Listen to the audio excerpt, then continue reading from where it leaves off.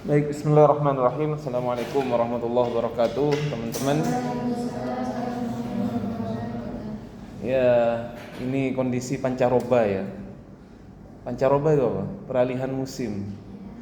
Iya, banyak yang sakit. Ada yang sakit nggak teman-temannya? Iya. Jadi siangnya panas, tiba-tiba sore langsung dingin, hujan. Jadi kadang-kadang badannya nggak kuat. Gitu. Mudah-mudahan fit semua. Ya, ya, jadi itu bisa kuliah.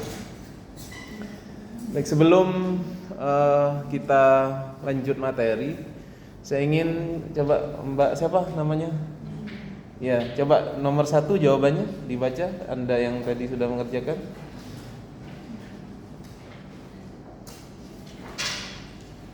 Maksud dari pengurangan riwayat di sini adalah kekhawatiran kepada orang yang banyak meriwayatkan hadis akan salah atau lupa. Oke, takut salah dan lupa. Jadi mempersedikit meriwayatkan hadis karena takut salah dan lupa. Coba Mas nomor 2 ya, monggo.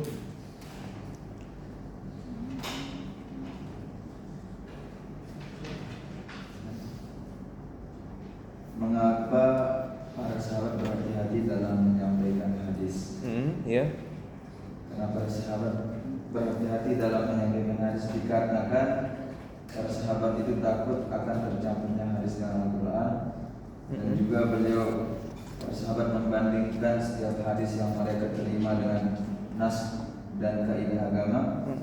Dan selain itu mereka khawatir akan adanya hadis palsu dikarenakan perpecahan Quran. Baik ya. Itu ngerangkum dari semua bacaan ya tadi ya, sepertinya jawabannya ya.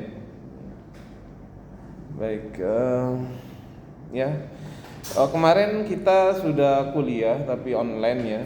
Itu yang kita ceritakan kemarin adalah kritik hadis pada masa sahabat Nabi besar Muhammad SAW, ya kan?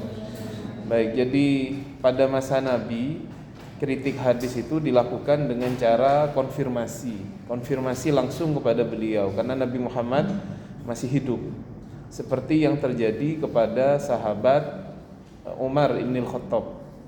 Jadi sahabat Umar ibn Khattab pernah mendengar sehabis sholat subuh dari tetangganya itu bahwasanya Nabi Muhammad SAW menceraikan istrinya Nabi Muhammad lebih dari 4. Di antara istri beliau adalah Sayyidah Hafsah. Sayyidah Hafsah ini adalah putri Sayyidina Umar ibn Khattab. Jadi beliau berkepentingan, kenapa? Karena ya anaknya dicerai Nabi, kan celaka ya kalau dicerai Nabi.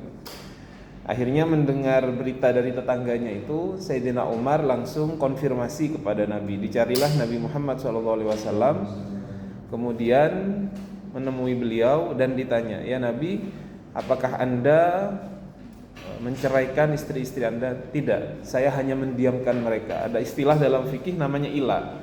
Ila itu bersumpah tidak menggauli, tidak berkumpul dengan istri ya, disebabkan ada permasalahan pada waktu itu. Jadi istri-istri Nabi menuntut hal-hal yang bersifat duniawi kepada Nabi Muhammad, harta begitu, dan itu membuat Nabi tidak berkenan sehingga beliau mendiamkan istri-istrinya. Senanglah Sayyidina Umar ibn Khattab. Jadi berita yang tersebar bahwasanya Nabi menceraikan istrinya tidak benar. Jadi ketika Nabi masih hidup itu langsung dilakukan konfirmasi kepada Nabi Muhammad SAW. Baik. Kemudian setelah beliau meninggal, kritik hadis dilakukan dengan cara meminta saksi apabila ada sahabat yang lain yang menceritakan atau meriwayatkan hadis dari Rasulullah SAW. Ini juga terjadi kepada sahabat Umar. Suatu hari Abu Musa al-Ash'ari mendatangi rumah Umar ibn Khattab, ingin bertamu, ada hajat, keperluan begitu.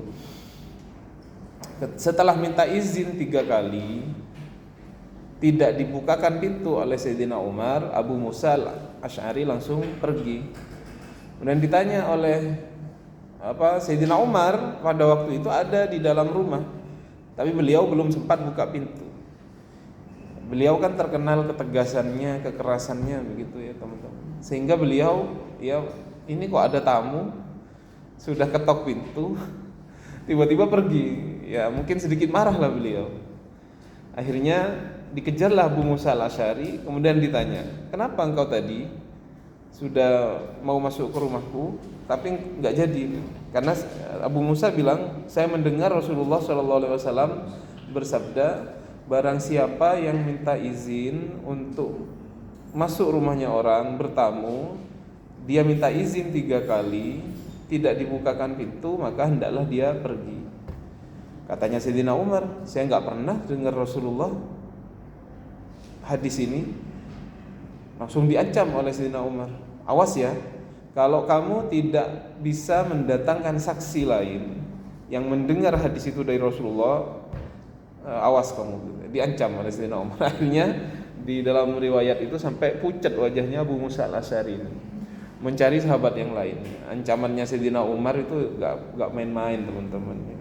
Bahkan dalam riwayat-riwayat disebutkan kalau Sayyidina Umar itu lewat di satu jalan, setan itu cari jalan yang lain. Setan aja gak berani papasan sama Sayyidina Umar. Bayangin betapa tegasnya beliau. Ini Abu Musa diancam, awas kalau kamu gak bisa mencari orang lain yang mengetahui hadis ini, awas kamu. Itu katanya mukanya sampai pucat. Akhirnya beliau mencari sahabat yang lain, kalau nggak salah namanya Abu Sa'id Al-Khudri, yang mengetahui hadis itu juga dari Rasulullah, bahwasanya kalau kita minta mau bertamu ke rumahnya orang 3 kali nggak diizinkan, itu hendaklah kita pergi. Akhirnya sudah setelah didapati saksi itu, beliau sudah nggak marah lagi.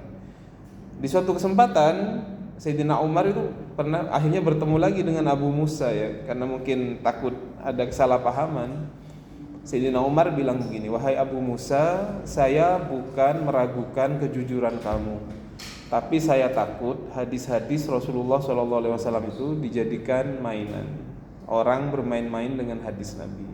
Jadi ini bentuk kehati-hatian Sayyidina Umar ibn Khattab. Hati-hati. Memang ada bertamu gimana teman-teman ya, bertamu minta izin 3 kali, tapi 3 kalinya itu ada jeda.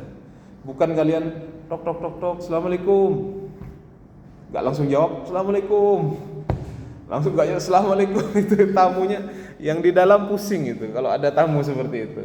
Jadi ada jeda. Jedanya itu berapa? Jedanya itu dalam banyak kitab-kitab dijelaskan, andaikan orang berwudu selesai dari wudunya. Kan kadang-kadang kita di dalam kalau ada tamu kan lagi aktivitas kan, bisa berwudu. Kalau ada yang di kamar mandi aktivitasnya selesai gitu. Jadi menunggu. Kalau andaikan dia sholat selesai sampai salam, jadi agak lama gitu. Tapi kita kan nggak sabaran. Di bel ting nong, nggak segera jawab, bel lagi. Kalau perlu bel lagi. Itu yang di dalam kalian nggak apa? Enak nggak kalau kedatangan tamu yang apa bahasanya gitu? Ngoyok gitu. Enak nggak kalian jadi tuan rumahnya? Kalian di dalam masih ngapain gitu kan, ke kamar mandi, sholat, tapi tamunya assalamualaikum, assalamualaikum. Nah itu adabnya. Kalau kita merasa nggak enak kalau kita bertamu, nanti jangan seperti itu, karena bisa saja yang di dalam masih aktivitas. Andaikan kita sudah berjarak 3 kali nggak dibukain pintu, maka hendaklah kita pergi. Karena seorang tuan rumah boleh untuk tidak memberikan izin orang masuk ke rumahnya. Boleh, kalian boleh. Karena kita nggak tahu di dalam kan kita punya banyak hal yang kita lakukan.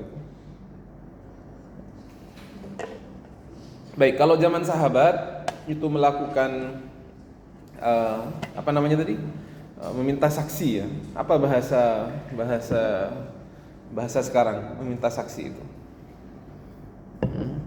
Ya minta saksi apa bahasanya? Baik, itu sudah ya. Jadi itu pada masa Nabi Muhammad SAW dan masa sahabat Nabi. Sekarang kita masuk kepada masa tabi'in. Sebelumnya mungkin saya tanya dulu. Monggo satu orang, siapa yang tahu apa itu tabi'in? Siapa itu tabi'in? Monggo, angkat tangan. Monggo, ya siapa? Ya, Mas, ya. Orang yang hidup setelah sahabat. Orang yang hidup setelah sahabat. Oke? Mungkin ada yang lebih jami mani ya. Kalau bahasanya mantik itu jami dan mani. Kan definisi itu harus mencakup dan bisa mencegah hal lain. Tabiin apa? Mungkin ya, Mas? Orang yang tidak menuruti pada masa Nabi tetapi menjadi murid sahabat. Tidak nutut masa Nabi menjadi murid sahabat. Oke. Sampai di sini mungkin ada tambahan lain? Kalau sahabat, kalau definisi sahabat mungkin ada yang lain? Kalau definisi sahabat?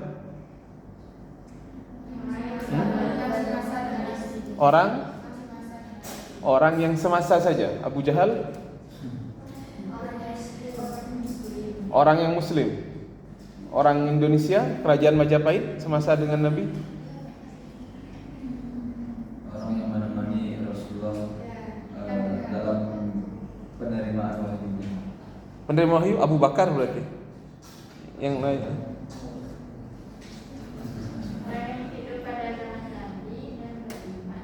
Beriman. Orang Mesir yang beriman berarti sahabat.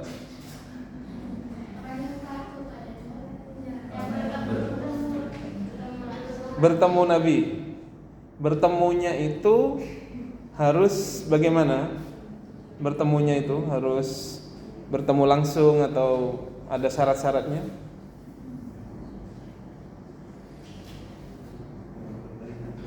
Melihat. Harus melihat. Enggak harus melihat. Harus melihat. Enggak. Ya, harus melihat, sebenarnya harus melihat. Ya, kalau buta?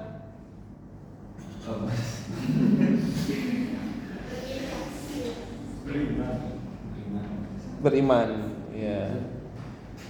Makanya definisinya itu adalah orang muslim yang semasa dengan Nabi dan pernah berinteraksi dengan Nabi Muhammad SAW, pernah melihat Nabi walaupun sebentar dan berinteraksi, tahu gitu Nabi, melihat Nabi, itu dapat sahabat. Dan dalam keadaan muslim. Makanya Abu Jahal itu enggak sahabat, Abu Lahab enggak sahabat. Hanya orang yang muslim. Ya. Dan tidak harus melihat dengan mata, karena ada sahabat itu namanya Abdullah bin Ummi Maktum. Dia buta tapi berinteraksi dengan Nabi ya. Menjadi sahabat Nabi Muhammad SAW.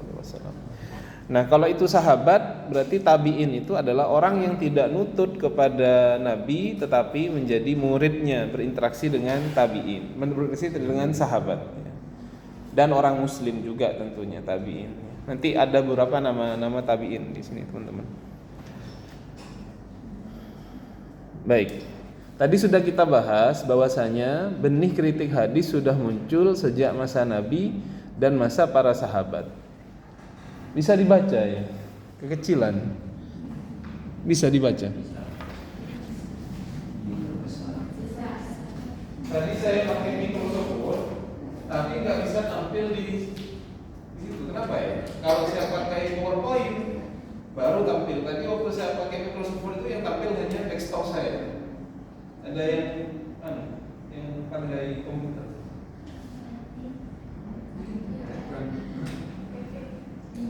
Jadi saya colokin, saya pakai Microsoft Word itu nggak tampil. Tadi kan nggak tampil apa itu? Iya. Tapi kalau saya rubah ke format PowerPoint baru tampil. Besarin aja apa itu?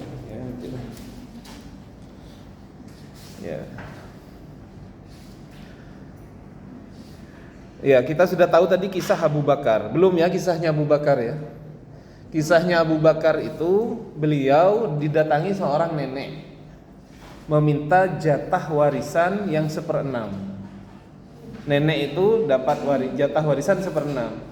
Abu Bakar tidak tahu hukum itu dari Nabi, sehingga dia bilang, tolong cari sahabat lain yang tahu bahwasanya Nabi memberikan nenek itu warisannya itu adalah 1/6. Itu kisahnya Abu Bakar. Jadi beliau ketika tidak tahu, nenek ini pastinya tahu bahwasanya dirinya mendapat jatah 1/6. Tapi Abu Bakar nggak tahu, sehingga Abu Bakar tolong nenek cari orang lain yang mendengar hadis itu bahwasanya seorang nenek itu dapat jatah warisan 1/6. Itu kisahnya Abu Bakar dan seorang nenek. Kisahnya Umar bin Khattab sudah kita pelajari tadi. Tujuannya itu adalah untuk memastikan keaslian sabda Rasulullah SAW. Jadi kritik hadis itu bukan kita mengkritik hadisnya, tapi kita mencoba untuk memilah mana hadis yang benar-benar dari Rasulullah dan mana yang tidak, gitu teman-teman. Setelah masa sahabat, tongkat estafet ini dilanjutkan oleh generasi tabi'in. Pada masa inilah tantangan semakin berat karena jarak dengan Rasulullah semakin jauh. Sebagaimana teman-teman tahu, dulu itu hadis diriwayatkan dari mulut ke mulut, atau bahasa Arabnya itu syafahi. Jadi seperti ini. Medianya itu belum di koleksi, hadis itu belum tertulis dalam Sahih Bukhari, dalam Sahih Muslim, tidak. Tapi hadis baru, dan hadis ini kalian lihat ya. Dan hadis ini dikumpulkan setelah pengumpulan Al-Quran, karena Nabi awal itu fokus untuk mengumpulkan Al-Quran. Kenapa? Ditakutkan kalau pengumpulan Al-Quran dan penulisan hadis itu bersama-sama, ditakutkan nanti sahabat malah sibuk ke dua-duanya, sibuk ke Al-Quran, sibuk ke hadis. Atau ada yang mengatakan dulu di awal-awal hadis sempat dilarang ditulis dikarenakan sahabat belum terbiasa dengan gaya bahasa Al-Quran, sehingga belum bisa membedakan gaya bahasanya Al-Quran seperti apa, gaya hadis seperti apa, begitu. Jadi memang hadis ini ditulis lebih belakangan dari Al-Quran.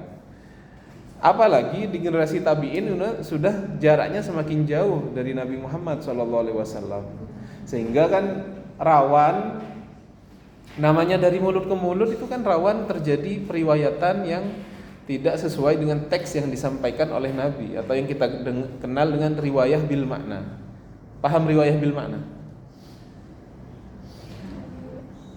Riwayah bil makna itu seperti ini. Ketika saya bilang, teman-teman, besok kita akan melakukan tur ziarah Wali 5 bersama teman-teman IAT dan IH misalkan. Ini kan saya ngomong punya gaya tersendiri, tetapi ketika disampaikan oleh Mbak siapa?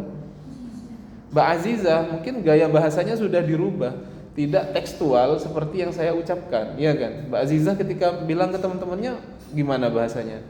Oh, dari Pak Fajar bilang besok kita akan, nah itu kan dirubah, formatnya dirubah dengan hanya mempertahankan maknanya tetap, tapi teksnya sampean rubah, tidak mempengaruhi makna. Nah itu riwayat dengan bil makna. Nah riwayat bil makna ini rentan keliru teman-teman. Kalau yang meriwayatkan adalah orang yang tidak kuat hafalannya, rentan keliru. Bayangin kalian, dari masa Rasulullah SAW turun ke masa sahabat sampai ke tabi'in, ini kan sudah lama. Lawang kita di sini sekarang aja suka membumbu-bumbui, ya kan? Di masyarakat ini kan suka membumbu-bumbui. Yang awalnya tidak terjadi konflik antara satu orang, itu bisa terjadi konflik. Kenapa? Ada orang yang menyampaikan omongan teman ke orang lain, apa namanya itu? Namimah, adu domba. Awalnya dia hanya ngomong biasa, gitu. Tahu nggak kamu? Tadi dia ngomongin kamu, katanya begini, ditambah-tambahi. Akhirnya namimah itu ya. Manusia kadang-kadang seperti itu. Nah, ditakutkan terjadi seperti itu ya. Karena generasinya sudah jauh. Generasi sahabat itu terkenal keadilannya, tapi setelah sahabat itu banyak orang yang kemudian mungkin munafik, mungkin dia benci kepada Islam dan lain-lain, yang kemudian bisa membuat hadis-hadis palsu itu. Banyak tantangannya di masa tabi'in. Nah, pada masa inilah tantangan semakin berat karena jarak dengan Rasulullah semakin jauh. Nabi sudah wafat, sehingga proses klarifikasi langsung pada beliau tidak mungkin. Gak mungkin Nabi sudah wafat. Hal ini membuat peluang munculnya hadis-hadis palsu semakin besar. Jadi hadis palsu ini rawan terjadi dikarenakan semakin jauh jarak antara masa tabi'in dengan Rasulullah dan Rasulullah sudah wafat. Kalau Sayyidina Umar enak, beliau langsung konfirmasi kepada Nabi, langsung klarifikasi kepada Nabi. Tetapi di masa tabi'in ini tidak terjadi. Karena dalam sejarah hadis palsu itu memang terjadi, teman-teman. Hadis palsu itu benar-benar terjadi dengan faktor yang bermacam-macam. Salah satu faktornya kenapa terjadi hadis palsu adalah faktor politik. Waktu itu umat Islam terpecah menjadi dua golongan besar setelah peristiwa terbunuhnya di perang itu ya. Perang apa antara Sayyidina Ali dan Muawiyah itu? Perang apa namanya? Iya, perang itu ya.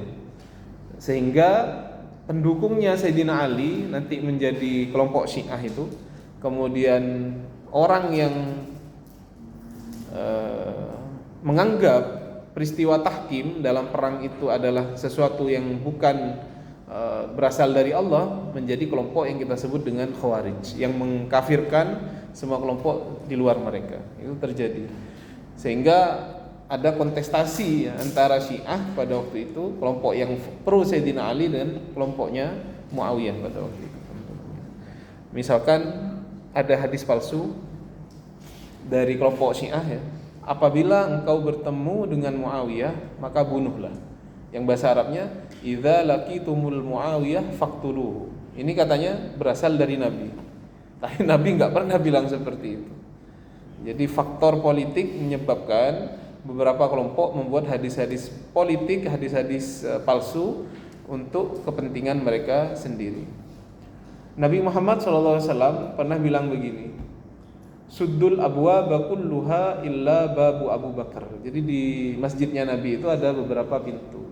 Nabi bilang tertutup semua pintu-pintu ini kecuali pintunya Abu Bakar. Dia bilang oleh Syiah, dibuat hadis palsu, tertutup semua pintu kecuali pintunya Ali bin Abi Thalib. Lihat, dirubah. Yang awalnya tertutup semua pintu kecuali pintunya Abu Bakar, dirubah menjadi tertutup semua pintu kecuali pintunya Ali bin Abi Thalib. Dan ini terjadi teman-teman di sejarah. Kalau Al-Quran nggak ada ya, Al-Quran maudhu ya, nggak ada. Kalau hadis ada, hadis maudhu palsu. Ya.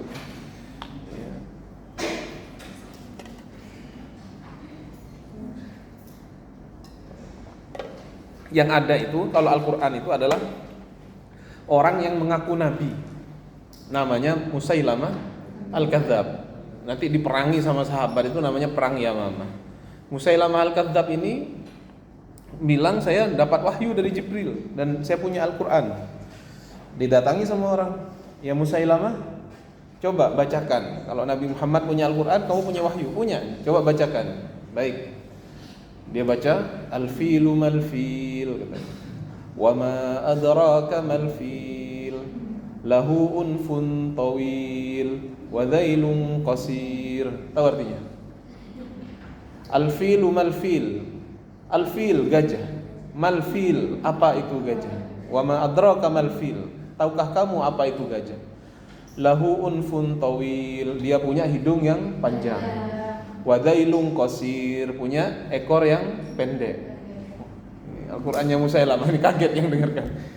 Coba Musailamah yang lain, wahyu yang lain. Akhirnya dia merenung sedikit, oh iya saya dapat wahyu kemarin. Coba baca. Ya Difda bintu Difda'in, nisfuki fil ma' wa nisfuki fitin, lal ma'i tuqaddirin wa lasyariba tamna'in. Tahu artinya? Ya Difda bintu Difda'in, wahai kata, anaknya kata-kata. Ini Al-Qur'annya Musailamah. Nisfuki fil ma' wa nisfuki fitin. Setengah kamu ada di air, setengah kamu ada di lumpur, di tanah. Al-hewan amfibi, bisa hidup di air, bisa hidup di tanah.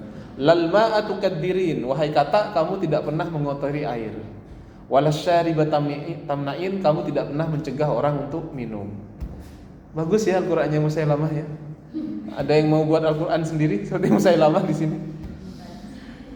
Wah, hebat Al-Qur'annya. Terus didatangi lagi, ya Musailamah, Nabi Muhammad itu ketika didatangkan orang yang rambutnya kurang bagus, kemudian diusap sama Nabi Muhammad, akhirnya tumbuh menjadi rambut yang lebat, hitam, bagus gitu. Oh iya, carikan saya yang seperti itu.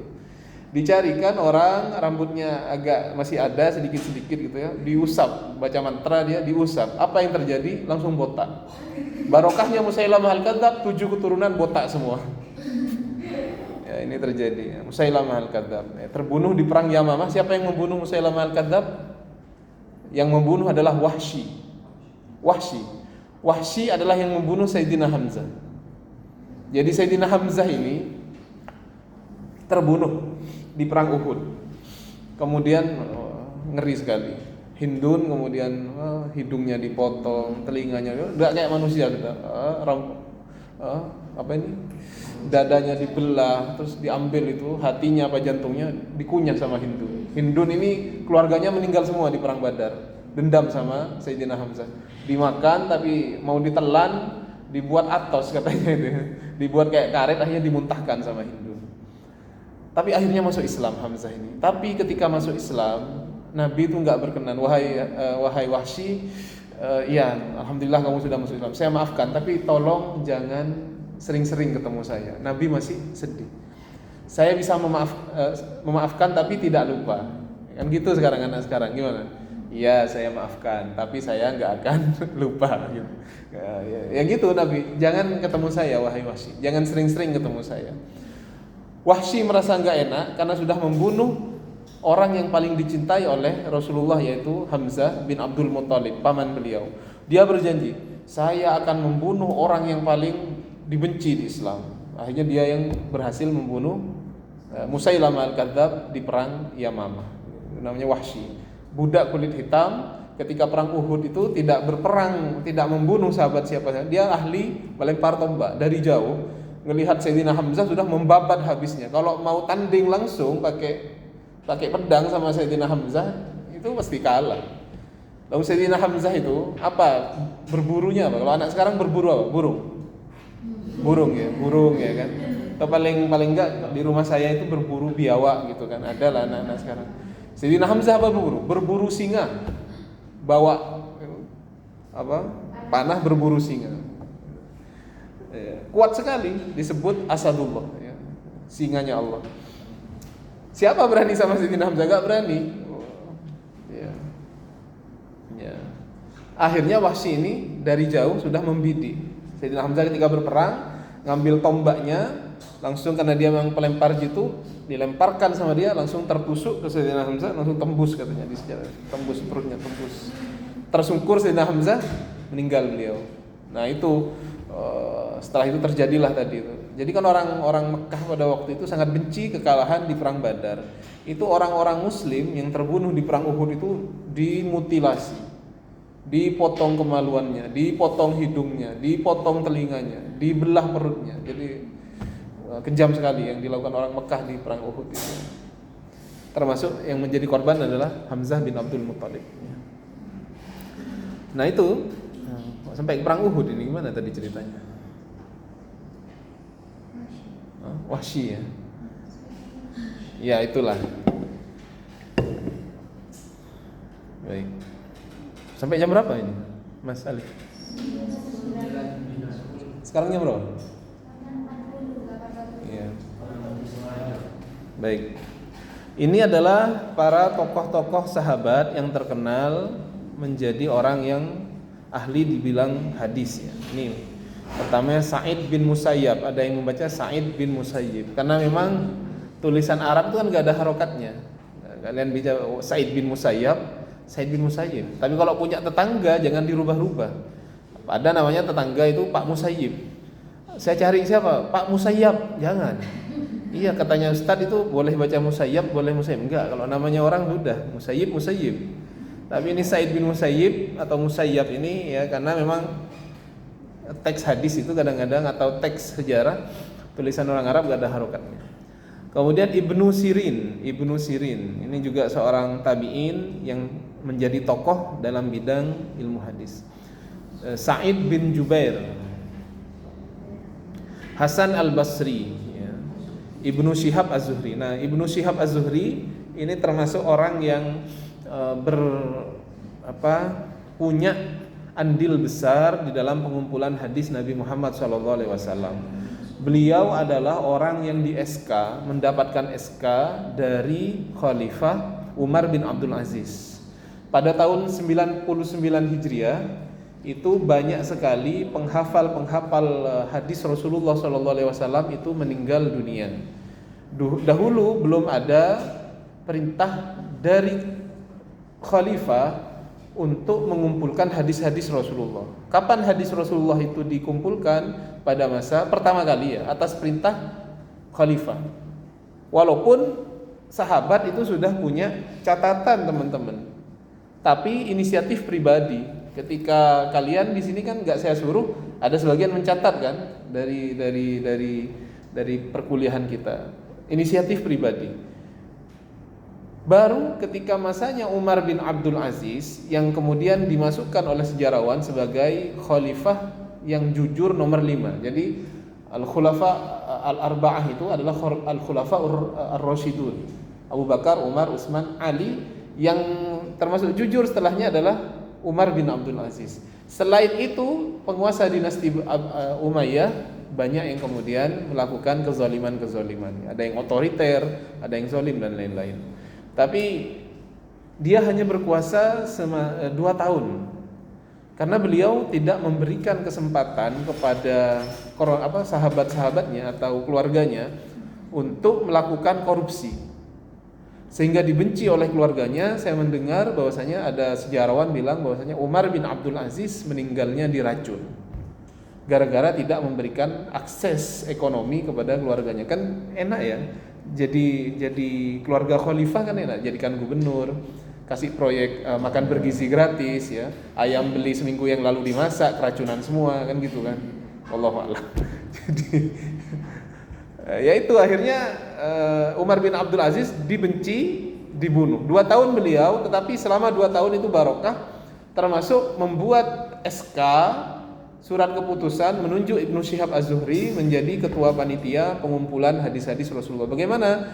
Beliau menyuruh semua orang yang hafal hadis untuk ditulis. Semua yang hafal hadis Nabi tolong ditulis di kertas. Yang awalnya hafalan itu ada di kepala, tolong tulis dulu, sehingga kalau orangnya meninggal masih ada bukti tulisannya. Itu ada di zaman siapa? Umar bin Abdul Aziz. Yang di SK siapa? Ibnu Syihab Az-Zuhri. Kemudian ada Yahya bin Sa'id Al-Ansari. Bagaimana para tabi'in ini? Mereka mengikuti jejak para sahabat dalam memeriksa periwayatan hadis agar ajaran Rasulullah SAW tidak tercampur dengan berita bohong, hadis palsu tadi.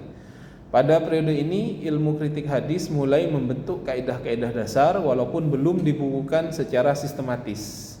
Sudah ada kaidah dasarnya tentang ulumul hadis walaupun belum sistematis. Maksudnya begini teman-teman.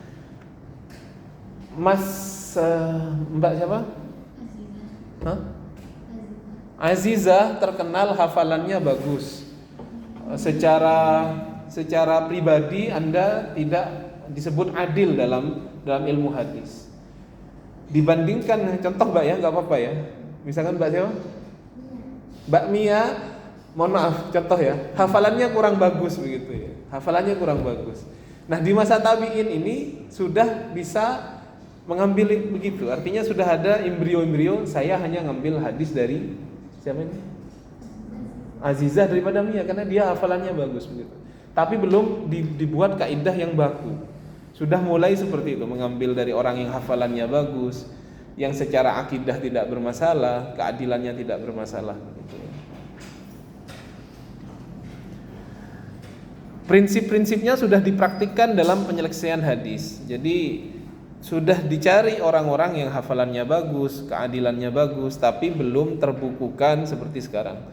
Baru kemudian seorang ulama bernama Yahya bin Sa'id Al-Qahtan dianggap sebagai tokoh pertama yang menuliskan ilmu naqdul hadis dalam bentuk karya seni. Nah, ini termasuk peran dari Yahya bin Sa'id Al-Qahtan ini yang kemudian dianggap tokoh pertama yang menuliskan ilmu naqdul hadis dalam bentuk karya tersendiri. Namanya Yahya bin Sa'id Al-Qahtani. Ini kalau nggak salah masih ya sanadnya masih guru-gurunya Imam Bukhari ya, Yahya bin Sa'id Al-Qahtani. Apa yang bisa kita ambil teman-teman dari perjalanan sampai sekarang ini? Artinya kalian jangan, kalau kita, pelajarannya ya buat kita sekarang, jangan gampang termakan berita hoax. Atau gimana bacanya? Hoax apa hoax itu? Ya, hoax apa hoax, terserah bacanya. Jadi kan siapa yang berbicara harus kita lihat ya. Zaman-zaman sekarang ini gampang sekali tersebar seperti itu ya. Ini faktor-faktor munculnya kritik hadis. Kenapa kemudian di zaman tabi'in itu mulai ada embrio-embrio munculnya kritik hadis Nabi. Yang pertama, menjaga sumber tasyri', yaitu sumber hukum Islam. Sunnah Nabi Muhammad SAW adalah sumber hukum Islam selain Al-Quran. Karena itu hadis perlu dijaga agar tidak mengalami perubahan. Mereka sadar bahwasanya sunnah Nabi, hadis Nabi Muhammad SAW adalah sumber hukum Islam, sehingga jangan sampai ini terkotori. Andaikan dari generasi awal sudah tidak peduli kepada hadis-hadis Nabi, tidak akan sampai kepada kita, teman-teman. Andaikan mereka tidak mempunyai ghirah yang besar untuk menjaga hadis Nabi Muhammad SAW. Kan Al-Quran itu masih bersifat global. Kalau tidak ada hadis, bahaya. Perintah sholat dalam Al-Quran, monggo, bagaimana bunyinya? Perintah sholat dalam Al-Quran, aqimus sholat. Ada lanjutannya wa atuz zakah gitu. Aqimus sholat wa atuz zakah. Apakah dalam Al-Quran ada keterangan berapa jumlah rakaat sholat zuhur, berapa jumlah keterangan sholat asar, sholat maghrib ataupun sholat subuh? Tidak ada. Di mana ada keterangan itu? Dalam hadis baginda Nabi besar Muhammad SAW. Sehingga ulama mengatakan dari segi butuhnya Al-Quran lebih butuh kepada hadis daripada hadis kepada Al-Quran. Kenapa? Posisinya hadis itu sebagai penjelas daripada Al-Quran. Kalau Al-Quran masih bersifat umum, diperinci dalam hadis Nabi Muhammad SAW. Ada orang, saya nggak mau pakai hadis, Pak. Saya nggak mau pakai Al-Quran. Saya mau pakai Al-Quran, nggak mau pakai hadis. Ya gimana? Sholat, aqimus sholat. Sholat itu bagaimana? Waktunya kapan? Dari kapan? Itu semuanya dijelaskan oleh hadis Nabi Muhammad SAW. Baik, yang kedua, kewajiban tabayyun atau klarifikasi. Islam mengajarkan agar setiap kabar yang datang, terutama dari orang fasik, harus diverifikasi sebelum terlebih dahulu. Prinsip tabayyun inilah yang kemudian menjadi salah satu dasar lahirnya kritik hadis. Jadi ya ayyuhalladzina amanu, lanjutannya, idz ja'akum fasiqun binaba'in fatabayyanu. Ya kan? Ada yang hafal? Tidak ada. Ya ayyuhalladzina amanu, betul ya, ayyuhalladzina amanu. Idz ja'akum fasiqun binaba'in fatabayyanu an tusibu qauman bijahalatin. Ini juz berapa yang saya baca ini? Kalian hafal Quran enggak? Kelas sebelah ya yang banyak hafal Quran itu. Di sini banyak tapi malu. Ya itulah ya. Saya enggak tahu juga itu surah berapa. Terutama apabila datang dari orang fasik. Orang fasik, ada yang tahu orang fasik itu apa, teman-teman? Fasik. Fasik itu adalah orang pelaku dosa besar. Fasik pelaku dosa besar. Jadi harus diverifikasi terlebih dahulu. Prinsip tabayyun inilah yang kemudian menjadi salah satu dasar lahirnya kritik hadis. Jadi harus tabayyun. Ada berita, kita harus klarifikasi terlebih dahulu. Kemudian yang ketiga, faktor munculnya kritik hadis adalah munculnya hadis palsu atau hadis maudhu. Pemalsuan hadis sudah ada sejak masa sahabat. Bahkan sejak awal perkembangan Islam, keberadaan hadis palsu inilah yang memperkuat kebutuhan akan kritik hadis. Seperti yang saya jelaskan tadi. Sehingga perlu kita memilah mana hadis yang benar-benar dari Rasulullah dan hadis yang palsu. Kemudian kritik hadis sebagai jalan memahami sunnah dengan benar. Dengan adanya kritik hadis, umat Islam dapat memilah mana riwayat yang sahih dan mana yang lemah, sehingga pemahaman terhadap sunnah Rasulullah lebih tepat. Jadi dengan adanya kritik hadis, kita tahu mana riwayat yang benar-benar sahih, yang benar-benar berasal dari Nabi ataupun riwayat yang lemah atau dhaif, sehingga kita bisa mengamalkan sunnah dengan tepat. Karena takutnya kan kalian dapat berita dari muballigh, khutbah Jumat, acara-acara maulid, takutnya yang disampaikan adalah hadis-hadis yang dhaif. Mohon maaf, apalagi pakai hadis palsu gitu. Karena jadi gurauan di ustadz-ustadz itu. Kenapa sih sekarang itu para muballigh kok seneng pakai hadis-hadis yang dhaif? Kalau pakai kayak hadis sahih itu enggak laku. Kalau pakai hadis-hadis yang dhaif itu mereka seneng dengerinnya. Kan hadis dhaif itu aneh-aneh beritanya, teman-teman. Aneh-aneh. Isinya itu aneh-aneh. Ya. Apalagi pakai hadis palsu. Makanya kalau saya ngajar pakai hadis sahih, katanya kalau saya ceramah hadis sahih bayarannya katakanlah 50.000. Kalau pakai hadis dhaif 100.000. Kalau pakai hadis maudhu 200.000. Jadi ada gurauan seperti itu. Karena emang aneh-aneh. Coba kalian kalau bulan puasa itu, barang siapa yang tarawih hari pertama dapat pahala ini kan detail sekali. Kedua itu kan detail sekali. Itu juga kita harus tanyakan, ini kualitas hadisnya apa? Apa sahih, dhaif, atau bahkan maudhu, atau tidak ada sandarannya dalam kitab, tidak pernah diucapkan oleh Rasulullah. Baik, alhamdulillah sudah sampai ke penutup. Dari pembahasan ini dapat kita simpulkan bahwa pada masa tabi'in ilmu kritik hadis mulai berkembang, lebih sistematis ya. Sudah mulai ada yang menuliskannya, meskipun masih berupa embrio. Upaya mereka sangat menentukan dalam menjaga kemurnian ajaran Rasulullah hingga sampai kepada kita. Kalau bukan karena mereka, kita tidak akan merasakan yang sekarang ini.